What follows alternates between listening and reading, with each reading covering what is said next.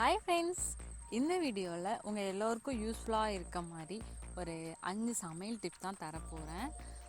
First one பார்க்கலாமா?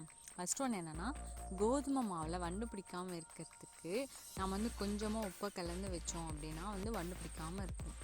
Second one என்னென்னா, சாதம் வடிப்போம் இல்லையா, அது கூட கொஞ்சமாக எலுமிச்சை சாறு வந்து சேர்த்தோன்னா சாதம் வந்து வெள்ளை அப்படியே பழப்பழனும் அண்ட் வந்து உதிரி உதிரியாகவும் இருக்கும். தேர்ட் ஒன் என்னென்னா, பச்சை மிளகாய் இருக்குல்ல, அது வந்து ஃப்ரிட்ஜில் வைக்கவே கூடாது. ஏன்னா ஃப்ரிட்ஜோட கூலிங் வந்து மிளகாய் வந்து அழுக வச்சிடும். ஸோ நார்மலாக வந்து வெளியே வச்சே யூஸ் பண்ணலாம்.